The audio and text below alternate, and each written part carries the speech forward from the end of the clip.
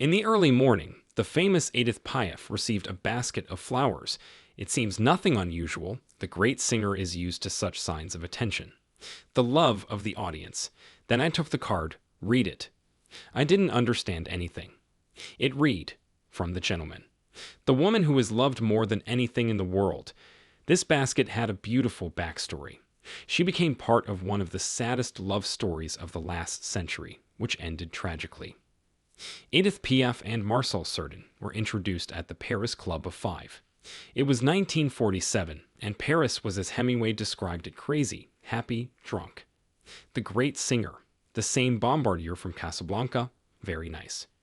Cheerful Paris will push them several more times in their restaurants, in the companies of mutual friends, but they will only look at each other and smile, and then they will separate, each to his own life.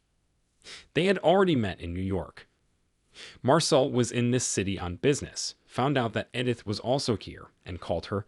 You probably don't remember me. This is Marcel Cerdan, a boxer. Marcel asked her out on a date, and Edith agreed, and she was surprised at her joy. It turns out that she was waiting for him to call. She spent an hour choosing a dress, 2 hours putting on makeup and doing her hair. All in vain. The boxer took the Sparrow to an uncomplicated pub, dried meat and cheap beer behind the counter, and ice cream to get rid of the unpleasant taste of meat and beer as soon as possible. They went outside and Piaf snorted. When you invite someone, you don't really fork out. Cerdan calmly looked at the singer and took her to the French restaurant Le Gourmet, one of the best in the city. After that funny evening, they were already feeling bad apart. They met as often as they could, but now they stayed away from expensive restaurants. They walked the streets, fed each other ice cream, rode on rides. Marcel loved the Russian roller coaster. Of course, this relationship could not go unnoticed, although they were careful as scouts. Marcel was married, and his family was waiting for him in Casablanca. He got married very early for youthful love. The manager said that this affair would damage his boxing career. Therefore, Cerdan came to Edith Piaf's concerts, shyly hid in the gallery, and sat there, pale with excitement. He was saying, I feel lucky, she's a great singer. Edith also came to watch her lover's fights and tried to behave with restraint, but it didn't always work out. The fight for the middleweight title has gone down in history forever because of her. The singer was so worried that she tore the hat of the man who was sitting in the next seat, and as soon as the fight was over, she ran into the ring, unable to remember herself, and wiped the blood and sweat from Marcel's face. Journalists who had never written much about their relationship before, and who knows if there is a relationship or not. Marcel is married, he has 2 children, and Edith, well, they eat ice cream together. What's the big deal, if you think about it? We smelled a sensation, but immediately after the fight, Marcel called a press conference, where he did not let Edith go. Without waiting for any questions, he said that yes, he and Edith love each other, and yes, she is his mistress. But she is his mistress only because he is married. Maybe one of you gentlemen has never cheated on his wife. May such an amazing person raise his hand. Not a single newspaper has given a single line about this novel. Everyone thought it would be mean. And Edith Piaf received that very basket of flowers with a note, from the gentleman. The woman who is loved more than anything in the world. Edith Piaf never wanted to take away her beloved from her family. Yes, the singer was terribly unhappy that they could not become husband and wife, but she thought it was better to let her be unhappy than the children of her beloved. She said, You can't let the innocent suffer. I know we are infinitely unhappy. If Marcel hadn't had children, everything would have been much simpler. One woman or the other fighting with equal chances. But the situation is different. Happy and unhappy saints and sinners, they thought that their love would never end. But everything ended in an instant.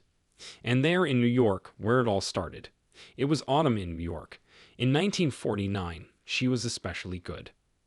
Edith was on tour there. Marcel was supposed to fly to a very important fight and to her. A man hurried to a woman was waiting for a man.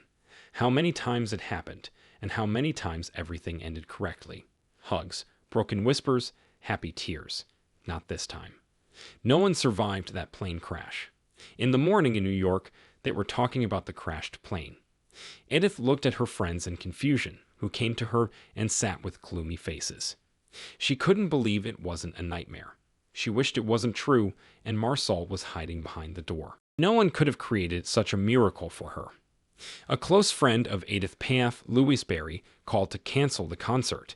She literally drowned in tears for the rest of the day, wanting nothing, saying nothing, feeling nothing but the grief that had befallen her.